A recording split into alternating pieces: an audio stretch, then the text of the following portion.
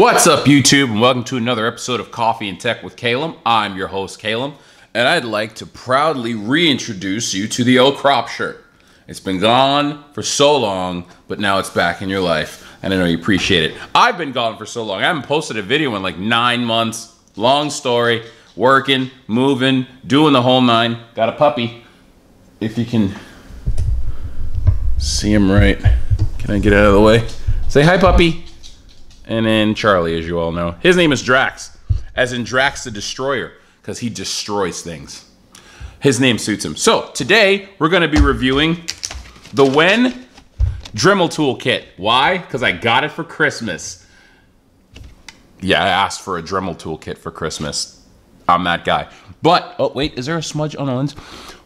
No, it's all good. But, this kit is only, no, I'm not going to say the price yet. Don't worry about that. We're going to save that. But this Dremel Tool Kit is the essential kit for anybody who's looking to buy a Dremel Tool Kit but doesn't want to spend a ton of money. Why? Because it comes with damn near everything. I mean, look at that. Look at all that stuff. Look at all that beautiful stuff. Okay, so first off, we're going to slide it out of the package here. It does come with what they call a DuraTough case. It's just one of those hard, like galvanized, or not galvanized, whatever you call hard plastic cases. Oh, hello, Drax. And in that case, just like a standard toolkit, you're gonna get a beautiful layout of tools. Look at that. Look at that. That's gorgeous, right? Well, the cords aren't too gorgeous. They were kind of stuffed in there. Maybe they're having a little trouble with the workers over at the WEN plant. But hey, it showed up and it's intact. First off, I want to go over something before we get into the actual tool. The accessories kit for a Dremel tool. So for those of you who don't know what a Dremel tool is, a Dremel tool, hey Bubba, is basically a drill, kind of like a drill that you see dentists use on your teeth, okay? But it's not angled at 90 degrees, okay? It's basically straight and it allows you to do detailed work, kind of similar to a router, but handheld. If you don't stop, we're gonna have to put you in timeout while we do our video. Yeah, he's a coon hound, and he likes to hound his daddy. But that being the case, it's also used to grind and smooth. Okay, I'll be right back. Timeout time. No. Come, you gonna lay there? Okay, go boy, here. Chew on this. You chew on it. Okay, good boy. Good boy. You little puppy. Here. Right here. Whoop.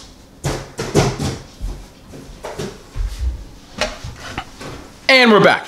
So a Dremel tool is used for specific things. You can drill through objects, you can create detailed design, you can also sand down features, smooth over features, and you can also cut things, okay? So it comes with an assortment of not only drill bits, but also cutting heads, okay? They're basically just little mini sanding discs, okay? See that? That you can also cut with. They're also very dusty for some reason. You got grinding wheels. Get this bad boy out here. Little mini grinding wheels so you can grind down and sand surfaces. Okay. You've got, oh wait, I'm sorry. These are the cutting wheels. The other ones were sanding and grinding wheels. You got your mini wrench to actually adjust the grinder. I gave him a cardboard box. That should distract him for a few hours. And you've also got drill bits, okay? This is what you're gonna use to drill into objects, to make holes, fine detail, things like that. And then you've also got a little buffing attachment. Let me get it out of here. So you wanna make things nice and polished, okay? If you do any work where you would need to polish small things, hey, go for it. You got it right here, okay? So now the tool itself. So this is the WEN Dremel, aka Rotary Toolkit, okay? This Dremel Toolkit, let's see, actually, what's the RPMs? 8,000 to 30,000 RPMs. That's revolutions per minute. That's how many times the actual bit revolves one time. That goes up to 80,000 revolutions per minute. That's insane. But if you need to cut something strong, or if you need to smooth out something that's very, very rough, you're gonna need high levels of RPMs because you want to smooth that stuff down without getting rough edges. You've got about, I say this is roughly about 4 feet of cord here. Okay, so that you can plug it in. Obviously, you're gonna need an extension cord if you're working on a car or anything in the workshop. And also, you've got your on-off switch. So your on-off switch right here, super easy to cut it in and cut it off. But then you've also got 6 levels, okay? And that's what's gonna take you from your 80,000 to, I'm sorry, your 8,000 to 30,000 RPMs. So every level is going to up that revolution, okay, a certain amount. You're basically gonna have to dial that in based on what you're doing. Now that little wrench tool right here, this is to tighten the actual body, okay? So I can unscrew this and I can open up the casing if I need to do any work on the inside of the Dremel tool, which hopefully I won't have to because it's brand new. And then you've also got your chuck, okay? This is where you insert all of your bits, okay, that are gonna be spinning at 8,000 to 30,000 RPMs. What I have not done is actually put anything in this bad boy, because I just got it. So what I'm gonna do is I'm gonna try to cut. I'm gonna demonstrate the cutting and grinding power. See these nails here? These are just regular picture frame nails that I stuck into the side of a little wooden block here. And I'm gonna use the Dremel tool to show you how you can cut through and grind down some of these surfaces. But I first need to find out how the heck to attach this to this. So I'll be right back. Okay, so it does fit. I was wrong. So here's how you attach this into this. There's a little button on the side of the Dremel tool, okay? All you're gonna do is you're gonna push down on that button, and that's going to lock the collar or the chuck into place so it doesn't move, doesn't rotate with the motor inside. It freezes. And that allows you to unscrew it. And when you unscrew it, the little collar on the inside opens up, okay? Just a little bit more. And now, it'll fit. And then freeze it again, screw it back, boom, now it's nice and tight. Now I got a cutting head. So I'm gonna go ahead and cut these nails so you can see what that looks like. Pray for me.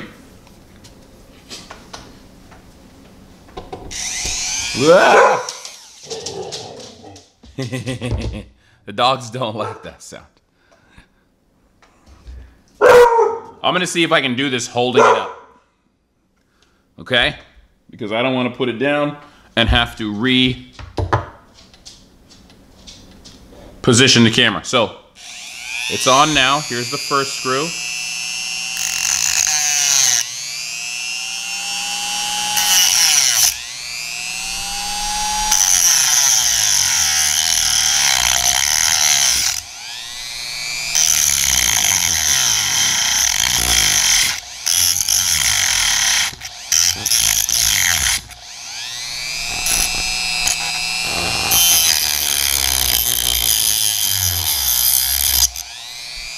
Okay, so that was on the lowest setting. That took a little time. Ow, and it's hot. God damn, it's hot. Okay, that was on setting 1. We're gonna ratchet it up to setting 2. Ugh. A little louder, we're gonna see how it works there. Ready?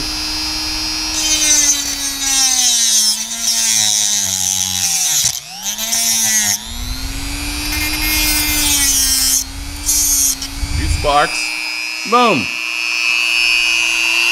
Now setting 3. Ah, sparks. Oh my God. I should be wearing some sort of protective clothing.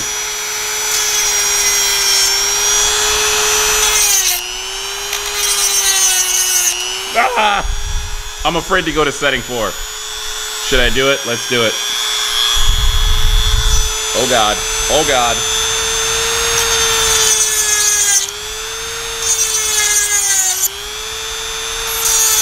Ah, holy crap. So,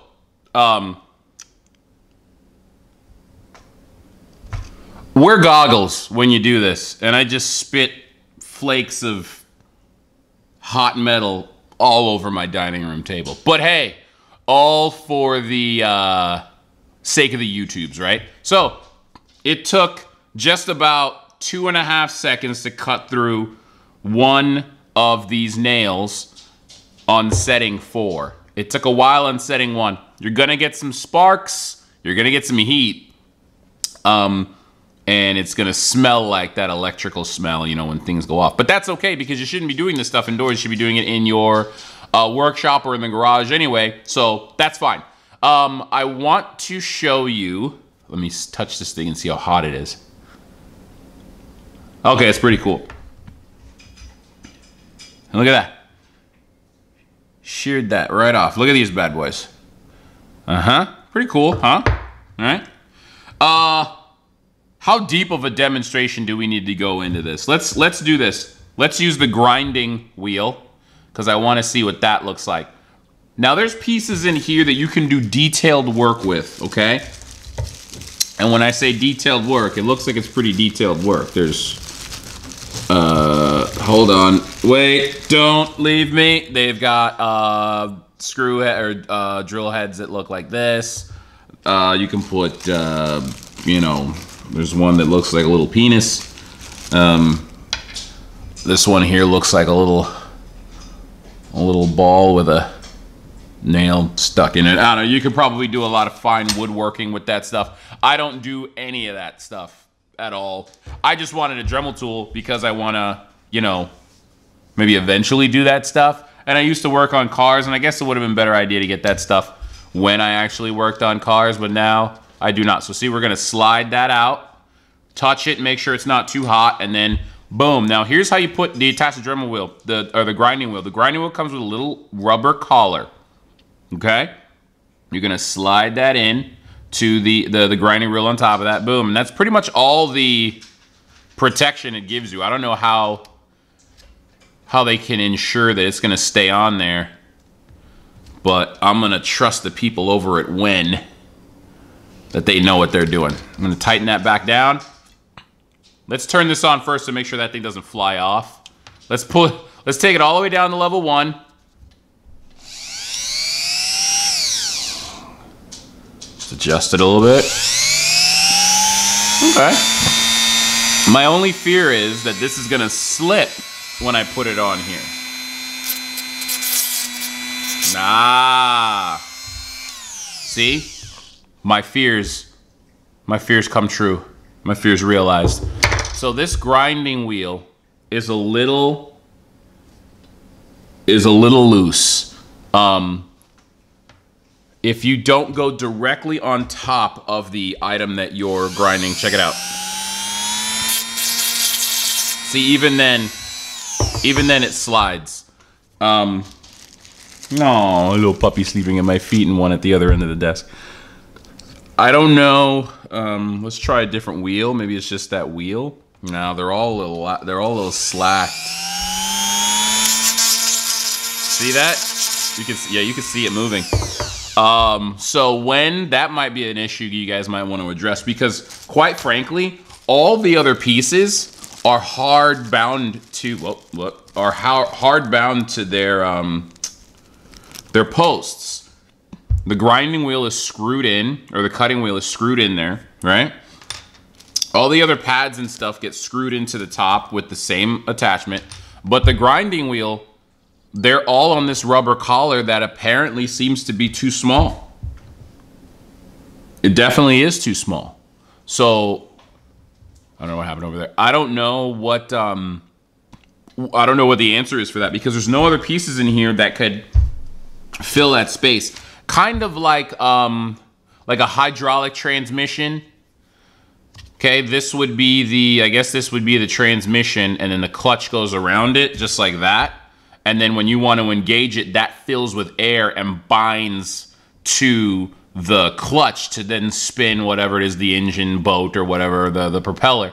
But if there's not enough air, if it starts to leak, the bind between the two gets just loose enough that the rubber starts to spin. It's not spinning the clutch. It's just spinning on the inside. It's creating friction. It heats up and it'll burn and it'll explode. That's what's happening here, because in order to grind, you know, metal down, I'm gonna have to have a firm bond on the inside of my grinding wheel so that when it hits that metal, because it needs friction, that's the whole basis of grinding it down, is the friction between the grinder and the metal. If the friction itself, if the friction is greater than the bond of the grinding wheel to this collar, then physics just says that the friction's gonna win and this is gonna slip.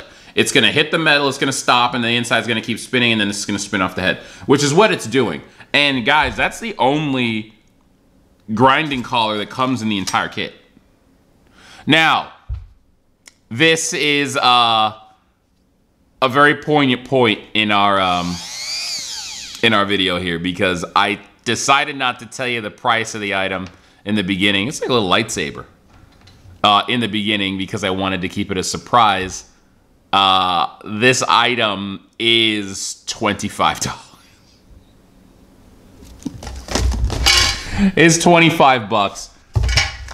So hey, the electronic gods state that you get what you pay for, and so it shall be done. Now, the super cool thing about this, it does come with a handheld attachment for fine detailing, okay? Same thing here, you get your chuck.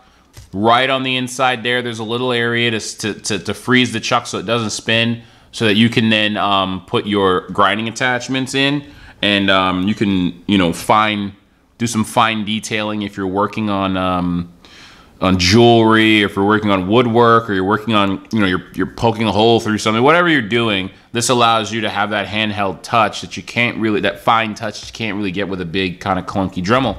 So it's super easy. You just pop the collar off here, okay? You unscrew that, and you just screw this right onto the top of there, and then this, the bit head, the chuck on this end will spin, okay? Because it spins through the collar, through the hose here, all the way to the top. So that's all you got to do.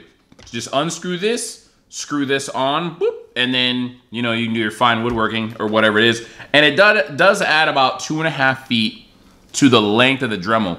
So if you're in a situation where you can't necessarily get to what you're trying to work with, you do have a little bit more space there. One thing that sounds like it's kind of not essential, it's not a big deal, but it really, really, really is, especially in the workshop, a hook, okay? A hanging hook. This is so needed, guys. I mean, like, it's almost a no-brainer, because sometimes you need to hang that shit up on your workbench or your wall tools, and you can't because it doesn't have a hook on it. It's 0.20 cents worth of material that they can stick on any tool. It slides right in when you don't need it. It swings right out when you do. But also when you're doing fine woodworking and things like that, whoop, you can hang this up next to you, hit the button, do what you got to do, turn it off without having to leave this on the table to vibrate, because the motor's spinning. The motor's encased in here, not in here. So when you set this on a table, if this does get hot, you can start a fire. Stop looking there. You can start a fire. You could you just get the vibration. Let's say whatever you're working with is on the table, and then you've got the Dremel on the table at 30,000 RPMs. You don't think it's going to cause a little bit of vibration, whatever you're working on, and make it harder to do that fine woodwork or that fine handheld work, whatever it might be, your home dentistry, whatever you're doing, it definitely is going to make it more difficult. So I would say hang this bad boy up. An easy fix to that, if you can't hang it up, get a towel, fold it 2 or 3 times, set the item on something, not on the towel because it could catch fire. Set the item maybe on a piece of cardboard, or I guess that could catch fire too. Something that can't catch fire, and put that on the towel, dampen the vibrations into the table. It's just an easy fix in case. So guys, that's the WEN Dremel Tool Kit. I thought I was going to be able to do some cool shit for you today, but the $25 piece of equipment told me to fuck off. Sorry, screw off. And basically, I'm done. I'm speechless. I've got nothing else. I've spent my I don't want to say I've spent my you know what, but I'm done. I'm done. So this is it. Go ahead and buy it if you want. It's 25 bucks. I got exactly what I paid for, or what my mom paid for. Thanks, Secret Santa. I know it was you. And we got it off of Amazon. We used a little Amazon Secret Santa app where you can put a whole bunch of names in and it randomly assigns names to your email. So you can still shop online and not have to and draw Secret Santa, because one of my sisters is in Tennessee, the other one's in Melbourne. So it's a little bit difficult to get together to do a Secret Santa, but that app allows you to do that. And then just order, and you can put on your Secret Santa list, your own Secret Santa list, what it is you want specifically, and they can just pick it. So if they get you, they don't have to guess. And we did. It also allows you to pull up items that are only in your budget. We did a $25 budget this year, so boom, everybody got items on Amazon that were $25. If you use Amazon Prime, you can get it next day. But on the holidays, it really is the next day. It's kind of like 2 days, but I mean, hey, it's the holidays, and those guys, I'm sorry, those guys got to work so hard. But hey, I got my tool, I guess. So that's it for today's episode. Thanks for tuning in to Coffee and Tech with your host, Caleb. So if you like this video, hit the thumbs up. If you didn't like it, hit the thumbs down. Tell me why it sucks. Tell me what I can do to improve. Approve. There you go. That's one thing I can do. I can speak better. But either way, whether you liked it or hate it, go ahead and hit that subscribe button. This has been another episode of Coffee and Tech with Caleb. I'm your host, Caleb, and until next time.